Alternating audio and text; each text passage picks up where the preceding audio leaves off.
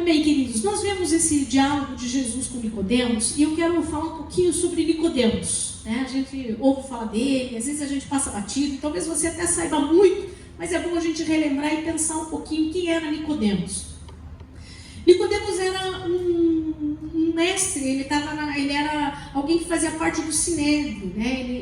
Ele era um dos 70, tinha 70 homens que eram escolhidos como se fosse mais ou menos um Supremo Tribunal com a Câmara de Deputados, mais ou menos isso.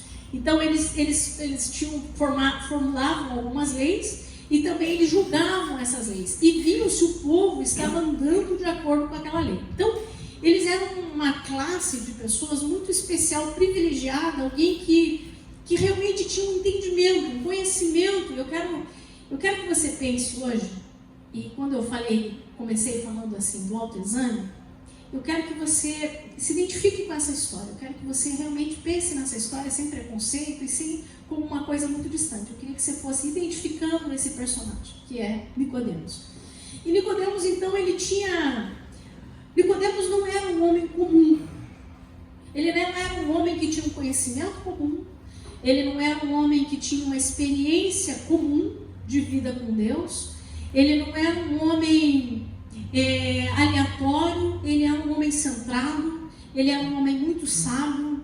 Ele era um mestre, um rabi. Ele era um homem que dava muitos conselhos. Então, na sinagoga, no templo, ele ficava ali, ele atendia muita gente, ele era como um pastor, mas ele não era só um pastor, ele era além de um pastor, ele era alguém que realmente tinha um zelo, ele era muito zeloso. Uma das características do fariseu, e o fariseu, né, ele era, além de fazer parte do Sinédrio, ele era um fariseu.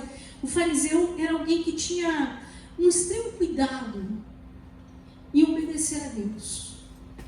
O fariseu era alguém que ele pecava por excesso de zelo, digamos assim.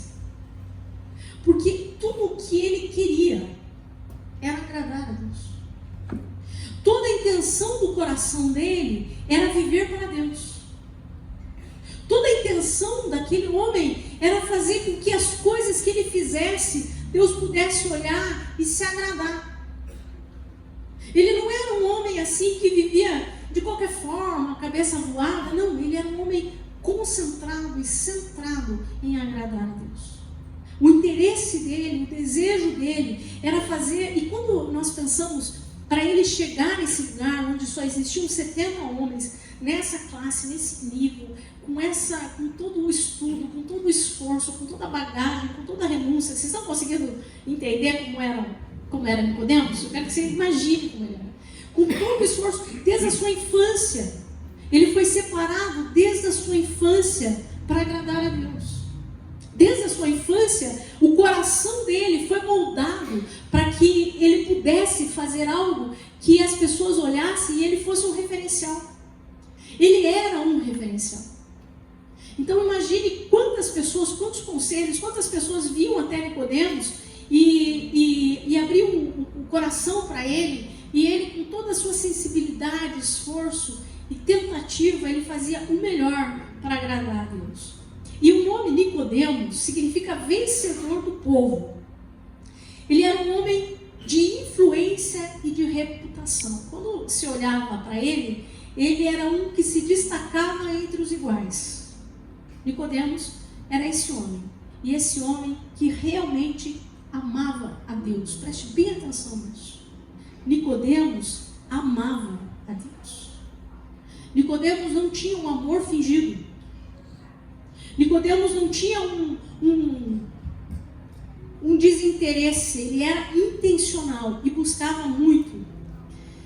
Ele era o tipo de homem que todas as pessoas admiravam, porque ele representava o ápice da religião humana. Ele representava... Então, eu quero que você imagine assim, né? Alguns aqui já têm muitos anos de vida cristã, creio que todos aqui já são do Senhor. E nessa vida, nesses últimos anos, né, em toda a tua história, não sei como que é a tua história com Cristo, mas em toda a tua história, você viu homens que trouxeram escândalo para o Evangelho, sim ou não? Alguém aqui conhece alguém que trouxe escândalo para o Evangelho? Que deu mau testemunho? Mas também na sua história você conheceu homens que você admirou, sim ou não? Sim. Homens que você olhava e dizia assim, né? A gente tem referenciais. E Nicodemos, ele era um desses referenciais que as pessoas olhavam, que os jovens olhavam, que as crianças olhavam e pensavam. Aqueles que queriam ser inteiros, diziam, eu quero ser como Nicodemos. Ele era, imagine o seu líder que você mais admirou em tudo. Ele era esse cara, admirável. Nicodemos era um homem admirável. E ele era um homem sincero. Porque às vezes a gente olha esse diálogo e a gente não valoriza quem era Nicodemos. E hoje eu quero fazer você pensar um pouco mais dessa forma. Então ele era um homem com ética, conhecimento bíblico, moralidade, prestígio, influência religiosa. Ele era um homem que tinha muito para oferecer. Mas ele também representa, e aqui é um grande diferencial de Nicodemos, porque vocês sabem, Jesus tinha muitas conversas com alguns fariseus e ele xingou a muitos fariseus, né? Jesus disse, vocês são sepulcros caiados, raça de víboras, né? A gente sabe que Jesus não foi fraco nas palavras para conversar com os religiosos. Mas Nicodemos, ele tem um diferencial, porque apesar dele ser esse homem inteiro, eu quero que vocês pensem diante de uma cidade, de um governo, ele está entre os 70 mais poderosos e mais referencial. Eu diria até que seriam mais íntegro, porque tinham aqueles que não prestavam, mas seria o mais perfil maravilhoso, ele era Nicodemos. Mas ele tem algo, ele sabe que ele tem uma busca porque aquilo que ele não conhecia ainda. Ele sabia que tudo aquilo que ele estava fazendo parecia um bom caminho, mas ele tinha entendimento de que aquilo não era tudo. E ele tem uma busca maior, uma busca interior, uma certeza desse algo mais. E ele vai e procura Jesus. Que horário que ele vai procurar Jesus? Que horas que ele vai procurar Jesus? Poxa, todo mundo sabe, à noite, vamos lá, não durma, me ajudem aí. E ele procura Jesus à noite. Por que ele faz isso? Talvez porque ele não quisesse... Eu quero que você imagine, né, aqueles 70 homens do Sinédrio, aquela liderança, e o quanto Jesus estava trazendo uma revolução naquela terra, naquele lugar. Porque eles eram homens que tinham preparado muitos mestres. Eles eram homens que tinham ensinado os melhores daquela terra. Dá para entender isso? Eles eram os melhores professores. Eles eram o melhor crivo. De repente chega Jesus, que não passou por aqueles homens, e começa a pregar, e começa a ensinar, e aquilo começa a fazer um redemoinho, uma bagunça. Então o nome de Jesus é um nome que era muito falado, e talvez muito mal falado entre eles, né? Com certeza não era um nome muito elogiado, e tinha muitas críticas sobre Jesus. E Nicodemos, como estava naquele contexto, ele ouvia todas essas críticas. E ele ficava observando aquilo que falavam de Jesus. Então Jesus era um nome conhecido entre eles. Mas conhecido talvez não de uma maneira, tanto que são eles que condenam Jesus. É por isso que eu digo, ele não era conhecido de uma maneira de ser elogiado, né? De ser amado, de ser um fofinho, querido Jesus. Não. Ele era criticado. Mas esse homem, então, ele vai à noite porque talvez ele não queira que os outros do Sinédrio possam julgá-lo. Talvez vai dizer, você vai estar com ele, enfim, né? Os julgamentos que ele pensa. Mas a noite também representa que ele entende de uma escuridão espiritual. Tanto que lá no final do texto Jesus vai falar de luz e trevas. Ele entende que de alguma forma, embora ele esteja nessa evidência, talvez ele seja o homem mais honrado daquele lugar, o mais sábio, o mais querido, o mais zeloso, o mais prudente. Mas ele ainda sabe que ainda há uma escuridão dentro dele, que ele não resolveu o problema. Porque existe um problema de escuridão dentro do ser humano, que por mais que ele faça tudo, ele não consegue resolver sozinho. E aí nós vamos ver então qual é a visão que Nicodemos tinha de Jesus. Nós vimos a visão que nós passamos de Nicodemos. Agora vamos ver como que Nicodemos via Jesus. Ele vai dizer assim: Rabi, bem sabemos que és mestre vindo de Deus, porque ninguém pode fazer estes sinais que tu fazes, se Deus não for com ele. Nicodemos aqui, primeiro ele vai reconhecer que Jesus é um mestre, que Jesus está ensinando coisas que não são comuns. Eu quero que você pense assim: quantas pessoas se arriscaram a ensinar a Torá nos tempos de Jesus? Milhares de pessoas. Alguns se achavam sabidos e iam lá e tentavam ensinar, mas nem todos eles eram reconhecidos como mestre, ok? É a mesma coisa que você pensar hoje, quantos tentam fazer, mas não são, ok? Mas ele, mesmo Jesus não passando pelo Sinédrio, mesmo Jesus não tendo o certificado deles, daquela faculdade, né? Mesmo Jesus não tendo a pós-graduação deles, o mestrado deles, Nicodemos, ele olha para Jesus e ele reconhece: tu és mestre. E tu ensinas coisas que os homens não ensinam. Você ensina de uma forma, e você ensina algo tão precioso que a gente não escuta por aqui. Nem mesmo os meus professores, eu estou parafraseando, imaginando Nicodemos falando, nem mesmo os meus professores ensinaram como tu. Nem aqueles que eram referenciais para mim ensinaram como o Senhor. Há algo especial na tua vida, eu reconheço, é por isso que eu estou aqui. Nicodemos está dizendo, eu estou aqui porque eu reconheço que existe algo especial sobre a tua vida. Existe uma sabedoria que não é só a sabedoria que eu busquei.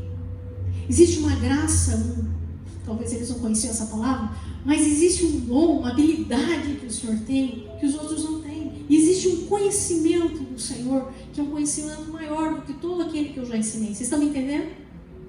E então Nicodemos vai mostrando, falando para Jesus, e ele diz: e eu sei que tu és vindo de Deus.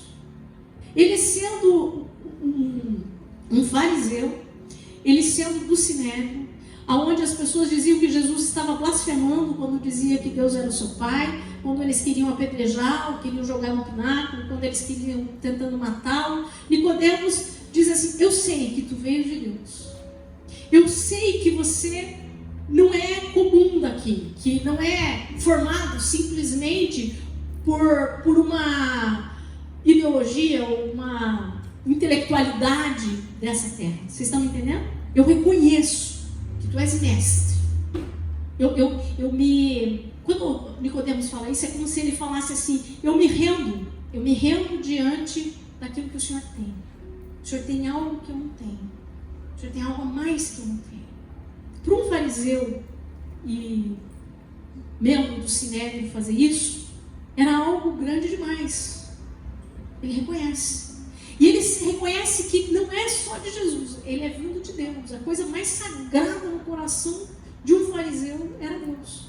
E ele diz: eu reconheço que o Senhor vem de Deus. E ele diz assim: porque ninguém pode fazer estes sinais que tu fazes se Deus não for com ele. Além do Senhor ter vindo de Deus, Deus é contigo.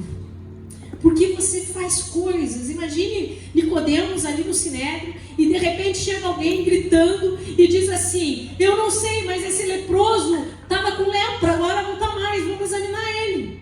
Pensa no reboliço de entrar um leproso naquele lugar e eles examinarem sabendo que ele era leproso, agora não tem mais lepra. De repente chega um outro dia e aquele alvoroço no templo de novo, no Sinédrio, e eles chegam com um cego, que era cego de nascença, e agora não é mais cego. De repente vem um que ficou não sei quantos anos no tanque de Betesda, eles carregam, e ele vem andando, correndo com a sua mão, que eles dizem: tem que examinar, porque ele disse que foi curado. Nicodemos observa tudo isso e diz: esses milagres estão acontecendo. Por mais que nós não queremos dar a honra para Jesus, eles estão acontecendo. E quando Jesus está nessa conversa com Nicodemos, Nicodemos meio que está se rendendo e dizendo: de fato, o leproso foi limpo. De fato, o cego viu, o surdo ouviu. De fato, o paralítico andou. De fato, aconteceram coisas e não tem como nós negarmos isso. E eu estou aqui hoje, Jesus, porque eu reconheço que eu sei que tu fazes essas coisas. e Deus está contigo. Ele reconhece essa autoridade, ele vê os milagres, mas ele tem uma percepção. E é aqui que eu quero começar a entrar na nossa mensagem. Ele tem uma percepção que ele está vendo tudo que Jesus está fazendo. Presta bem atenção. Mas ele não está vendo o que Jesus está vendo. Ele está ouvindo, vendo tudo que Jesus faz. Ele está acompanhando os passos de Jesus. E tudo que Jesus faz, ele está reconhecendo. É de Deus.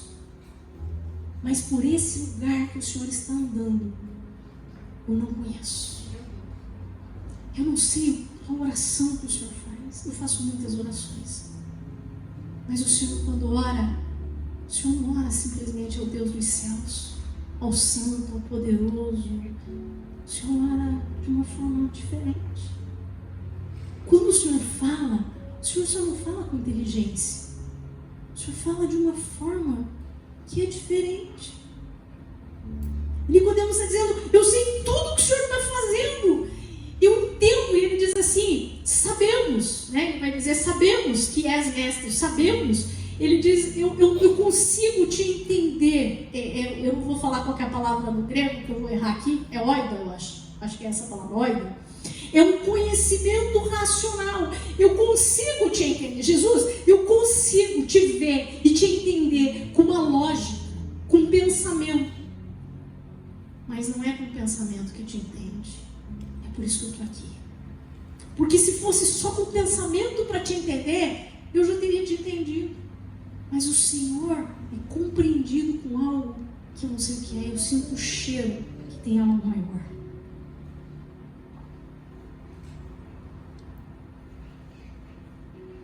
Não basta te admirar como mestre, como sábio, como pacificador. Eu quero conhecer o que o Senhor conhece. Eu quero ir onde o Senhor vai. Não nos lugares dessa terra, mas ao acesso no céu que eu não conheço. Gente, eu quero que vocês imaginem a profundidade desse coração de Nicodemos. Claro que Nicodemos não tem nada a ver comigo, mas se eu estivesse lá, a hora que eu falasse isso, eu quero conhecer o que o Senhor conhece, eu com certeza ia chorar. Eu dizer, Senhor, o que o Senhor conhece que eu não conheço? Por onde o Senhor transita que não são teus pés? Que verdade é essa que eu ainda não descobri, por mais que eu leia toda a Escritura? O que o Senhor tem? O que o Senhor tem que eu não tenho e que nenhum dos mestres que me seguem tem? O que o Senhor tem? E aí nós vamos entender a resposta de Jesus. Jesus vai dizer assim, na verdade, Nicodemos, e essa é toda a verdade, a mais pura verdade, na verdade, a mais absoluta verdade, a mais pura verdade, é que você não pode ver as coisas que eu vejo, porque eu faço parte de uma natureza que você não faz. Porque eu sou de um mundo que você não conhece. Porque você conhece o mundo da letra. Porque você conhece o mundo da alma. Você conhece a emoção de atender uma pessoa. Você conhece a intelectualidade de compreender um texto, de fazer um contexto, de tirar. Mas você não conhece um reino que eu conheço. Na verdade, eu te digo que se você não nascer nesse reino, você não nasceu para essa outra natureza, você nunca vai ver o reino. O que eu vejo que você não vê, Nicodemos? Eu vejo um reino eterno e poderoso. Eu conheço um Deus que não é só um Deus do intelecto.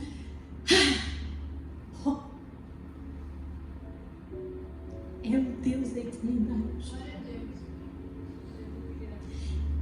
Eu não só vou lá, mas eu vim de lá. E se você não mudar o que está dentro de você, você pode fazer tudo. E você pode seguir tudo. E você pode ter uma performance perfeita e absoluta. Mas se você não nascer de novo, você nunca vai entrar nesse reino. Você você nunca vai ver o que eu estou vendo. E você nunca vai conhecer o que eu conheço. Uau! Nicodemos percebe que está cego. Como assim eu não conheço o reino? Como assim eu não posso ver o reino? A religião foi passada pelos meus pais. Eu vivi uma vida inteira dentro de um templo, aonde eu vou conhecer algo maior do que o templo. Aonde eu vou conhecer algo maior do que a Torá. Como se ele dissesse: Jesus, tu sabes o quanto eu conheço da Torá. Que reino que tu dizes? É Roma? Que reino é esse? Que reino é esse se o nosso povo é o povo escolhido? É um reino que é escolhido de Deus. Que reino é esse? E essa deveria ser a pergunta mais poderosa da nossa alma. Que reino é esse? Que reino é esse? Jesus diz: você não pode ver. Porque para ver, você tem que ter uma outra natureza. Você tem que nascer de novo. Ver esse reino é ter uma compreensão espiritual. Ver esse reino é transitar do terreno para o celestial. Ver esse reino é você perceber que existe uma verdade mais poderosa do que a realidade. Vou repetir essa frase. Ver esse reino é entender que existe uma verdade mais poderosa que a realidade. Você conhece tudo de realidade, mas você ainda não conhece a verdade. A realidade diz para você: está leproso, vai morrer. A verdade diz: eu posso limpar. A realidade diz: está cego, nasceu assim e foram seus pais, não tem mais jeito, que solução que vai existir? E a verdade diz: eu abro os olhos dos cegos. A realidade diz: está morto. A verdade diz: vem para fora, Lázaro. A realidade diz: se você pisar na água, você vai afundar no alto mar. Mas a verdade diz: eu posso andar sobre as águas. A realidade diz: o temporal vai virar o barco, não tem jeito, vai afundar. Mas a verdade diz: eu acalmo a tempestade. Nicodemos, tu conheces uma realidade, mas tu não conheces uma verdade. Você não conhece aquilo que está acima. Você não sabe o que é esse reino. Como se Jesus dissesse: vem comigo e eu quero te mostrar. Nascer de novo no grego é nascer do alto. É uma palavra bem difícil, eu não vou arriscar falar. É nascer do alto. É nascer de cima. Quando Nicodemos diz: poderia acaso voltar um homem para o ventre da sua mãe e nascer de novo? Que loucura é essa? Nicodemos, isso é só realidade. A verdade é que não é nascer da terra, é nascer do céu. A realidade é você aqui ficar tentando viver uma vida de sobrevida. Mas existe uma verdade, Nicodemos, que é quando nós entendemos que nós nascemos do Pai. Não é nascer aqui, é outro tipo de nascimento. Você não pode pensar de uma forma natural. A palavra de Deus diz que o homem natural não consegue compreender as coisas do Espírito. Se não nascer de novo, não vai fechar na tua lógica. A conta não fecha. Porque não é sobre realidade, é sobre verdade. Amém. É sobre a lei. A religião pode moldar a mente, o racionalismo, a performance. Como se Jesus dissesse: Nicodemos, se eu pudesse dizer de um homem bom, esse cara é você. Como se dissesse, se fosse para alcançar o perfeito, esse cara é você. Mas não é sobre performance. Não é só sobre comportamento. Não é só sobre a sua forma de ser. É sobre nascer de novo.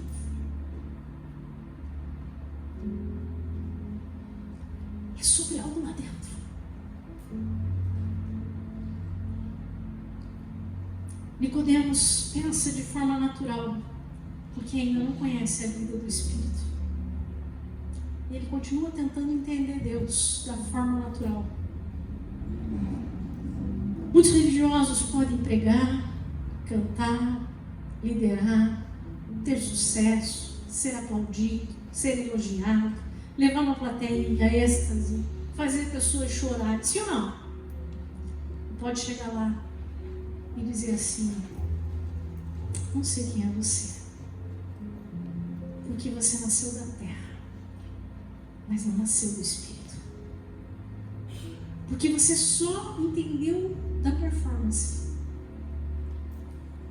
Talvez Jesus pudesse olhar para a pessoa e esse dia vai acontecer porque ele diz que vai, que ele vai dizer que muitos chegarão e muitos dirão: em teu nome fizemos isso aqui. E talvez se alguns pudessem entender a mensagem como eu estou entendendo, Jesus poderia dizer: Nicodemos foi melhor do que você. Mas não é sobre isso. Não é sobre ser melhor. Não é quanto de aplauso você recebe, ou quanto você consegue ser bonzinho. Não é o quanto as pessoas te admiram. Não é sobre isso. Não é.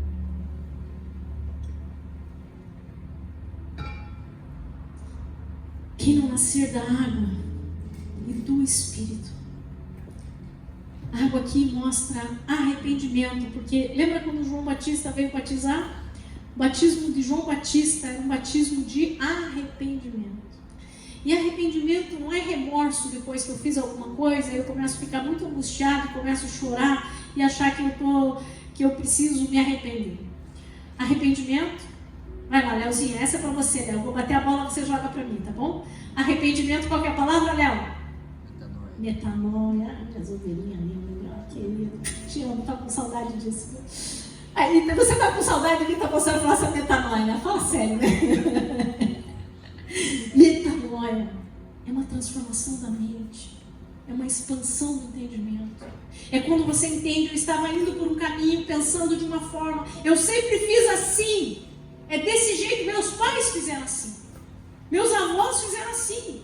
Eu entendi que tem que ser assim, que eu tenho que ir numa igreja, chegar no domingo, e vai ter 3 louvores, e vai ter uns avisos, e vai ter oferta, e depois eu vou sentar, e tem que ser assim, tem que ser nesse formato.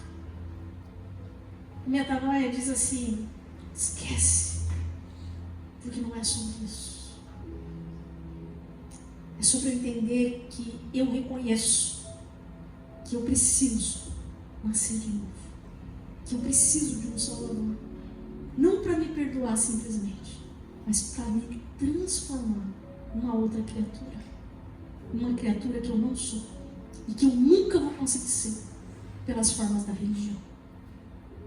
Nascer da água é nascer desse arrependimento, dessa busca de entendimento de que não há nada que eu possa fazer que vai mudar a minha natureza. Não há nada que eu possa fazer que vai fazer com que eu mereça o céu. Não há nada que eu possa fazer que vai me redimir. Não há nada melhor que eu faça que vai mudar quem eu sou e que vai deixar eu entrar nesse reino.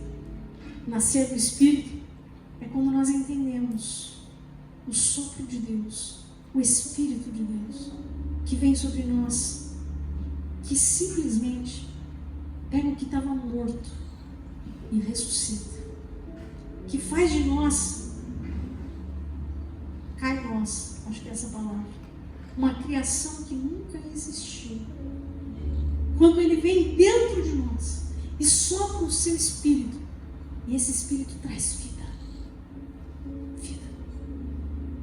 Quando a vida eterna, que não é o futuro, falei isso na terça-feira, quando a vida eterna passa a estar em nós. Quem não nascer da água e do Espírito não pode ver esse reino. A religião sem o novo nascimento é morta. E aí Nicodemos diz: como pode ser isso? E aí Jesus vai dizer: você é mestre em Israel e não compreende essas coisas? Você não compreende o básico, você ainda não entendeu que Deus é Espírito e que importa que os seus adoradores o adorem em Espírito e em verdade? Isso revela que formação teológica, entendimento, conhecimento, quantos versículos você sabe, quantas vezes você leu a Bíblia de capa a capa, quantas vezes você foi no culto, quantos dízimos você entregou, 70 anos de crente, 50, 40, 30, não sei. Não é isso que faz você ser uma pessoa regenerada. Não tem nada a ver com isso.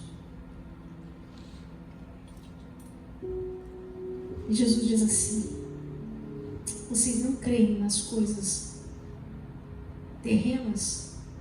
Como que vocês vão entender as coisas? Vocês não compreendem as coisas terrenas? Como que vocês vão compreender as coisas espirituais? Nem aquilo que gera fé. Você disse que eu faço milagres, e você viu milagres, mas nem isso muda a tua natureza, porque você ainda não crê no que eu estou te falando.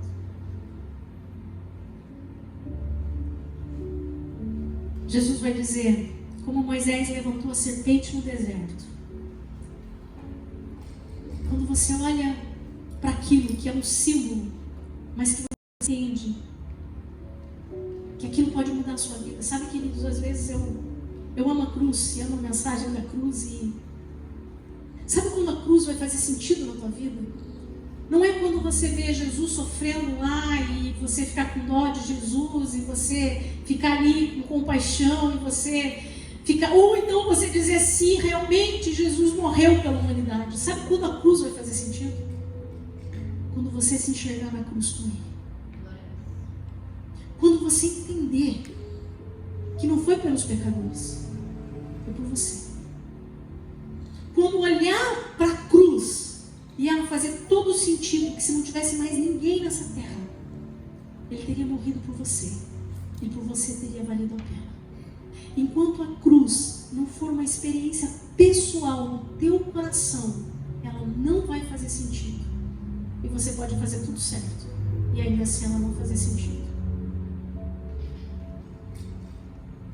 Entender que Deus amou o mundo de uma tal maneira, entender que o nascer de novo e essa nova vida não tem a ver com tanto de sacrifícios, porque Nicodemos deve ter feito muitos sacrifícios, sim ou não? Quantas ofertas Nicodemos deve ter levado de sacrifício? Quantas renúncias Nicodemos deve ter feito? Quantos nãos ao pecado que Nicodemos falou, sim ou não? Nicodemos não era um pecador por pecado. Ele era um pecador por natureza, como todos nós somos. Não por pecado. E ainda que ele cometesse pecado, porque ele cometia, mas ele não era um homem que buscava o pecado. Mas Nicodemos não tem a ver com isso, mas tem a ver com uma coisa que se chama amor. Porque Deus te amou de uma tal maneira que Ele deu seu único filho para que você não pereça. E não perecer é não continuar no estado que você está. Não perecer é você não continuar como o homem natural que você é, mas que você tenha essa vida, a vida eterna dentro de você. Que diálogo, né, gente? Que diálogo de Jesus e Nicodemos. Pensa. A base do nosso novo nascimento não é o nosso mérito, mas é o amor maravilhoso de Deus por nós. Ele diz assim, que Ele não enviou para condenar o mundo, mas para salvar. Hoje nós olhamos um evangelho, uma religião que condena, que exclui, que mata, que desabilita. Jesus diz, eu não vim condenar o mundo. Vai ter um dia da condenação, mas eu vim para salvar. Essa é a separação da luz e das trevas. Mas Jesus vai dizer o seguinte, mas quem não crê já está condenado. Na mente de um religioso, quem era o condenado? Me ajude. Quem era condenado na mente de um religioso? De um fariseu? Os pecadores, os gentios, os que fumavam, os que bebiam, os que se prostituíam, os adúlteros, aqueles que não valiam nada, aqueles que roubavam, que ficavam nas esquinas jogando, sim ou não? Jesus diz, disse não, querido. Não é assim. É aquele que não crê. É aquele que não entende o que é a cruz. É aquele que não nascer de novo. Ele já está condenado. O que Jesus quis dizer para Nicodemos? Nicodemos, você pode ser perfeito, maravilhoso, admirável, querido, aplaudido. Você pode ser um homem sincero. E sinceramente, você pode ser condenado. Porque não tem a ver com quem você é, mas tem a ver com o que você crê. E se você crê no que eu fiz por você, então você já não está condenado. E aqui a gente podia entrar em muitas coisas. Por quê, queridos? Porque quem nasce de novo, que vive essa experiência do novo nascimento, ele não ama o pecado. E ele não vive mais no pecado. E o pecado não tem mais domínio sobre ele. Então as obras, eu posso nascer de novo e ser como Nicodemos. Mas não está no que eu faço, está em quem eu sou. A minha identidade agora de filho, de nascer em Cristo, nessa família de Deus.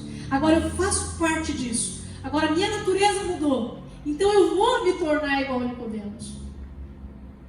Mas por quem eu sou? Agora eu posso ser Nicodemos e nunca ser filho de Deus. E nunca nascer de novo. Já estamos encerrando, porque eles estão alinhados para tomar sopinha. Vamos tomar sopinha. A religião pode moldar os nossos comportamentos, mas não muda a nossa natureza. Podemos ser bons por fora, mas mortos por dentro. Lembra quando Jesus diz assim, como que Jesus chama eles do quê? De sepulcros caiados. O que é um sepulcro caiado? Falei. Pintado com cal, uma lápide linda, um granito mármore maravilhoso, uma placa de ouro. Mas se abrir lá dentro, está podre. A religião pode te tornar um sepulcro caiado. E ela é ótima para fazer isso. Nunca bebi, nunca fumei, casei virgem, nunca fiz nada, nunca roubei, nunca menti. E ainda assim, pode ser um sepulcro caiado. Porque se não nascer de novo, não mudou nada. Você não vai ver o reino. O novo nascimento não é uma reforma de conduta, é uma mudança de natureza. Não é a lista do pode e não pode. Não é eu entrei e agora eu vou fazer assim, vou fazer e agora eu não posso fazer isso. Gente, eu falo de religião como quem conhece da religião. Porque eu conheço isso. E conheço a lista do pode e não pode. A partir de agora vai se batizar, não corta mais o cabelo, não usa mais calça, você não pode pintar a unha, você não pode fazer isso. Eu conheço. Não me falar. Eu conheço a lista da religião. Eu conheço. Mas não é uma reforma. Eu não vou me tornar um pouco melhor. Eu não vou me tornar uma pessoa um pouco mais boazinha, um pouco mais controlada, um pouco mais sensível. Eu não vou me tornar uma pessoa um pouco mais de oração. Eu não vou me tornar uma pessoa um pouco mais generosa. Eu não vou me tornar uma pessoa um pouco menos brava. Não é sobre isso. Uma nova vida. Simplesmente o teu eu tem que morrer. E tem que nascer uma nova criatura dentro de você. Que é a imagem de Cristo. Que é como Ele. E se você luta porque você não consegue mudar, examine-se a si mesmo. Se você já nasceu de novo. É morrer para essa terra e nascer do alto. Sem nascer de novo, nós não vamos entrar no reino. Não só não ver, mas não vamos entrar. A religião que não passa pelo Calvário, ela é vazia e orgulhosa e cega. O Evangelho revela a nossa insuficiência e nos leva à graça. Nós vamos encerrar. Eu sei que essa palavra é uma palavra dura, e talvez você está dizendo assim, pastor, por que você está pregando isso aqui hoje? Não sei, porque você não mandou pregar. Glória a Deus. Desde a semana passada, eu lutei semana passada, e meu irmão Levi, eu falei, glória a Deus. E aí eu falei, agora eu vou mudar de mensagem, o Espírito Santo não vai mudar essa mesmo. Nós não estamos brincando de igreja. Nós não estamos fazendo para ganhar elogios. Nós temos uma família que nasceu de novo. Talvez essa mensagem que você está ouvindo é só para você refletir e pregar ela para alguém. Glória a Deus por isso. Eu quero que seja para você pregar para alguém. Você pense mais nessa mensagem, aprofunde mais. Mas talvez essa mensagem seja porque você está tentando. E sinceramente você está tentando. Você quer ser uma pessoa boa, você quer agradar a Deus, você faz muitas coisas e corre de um lado, corre do outro, tenta isso e tenta aquilo.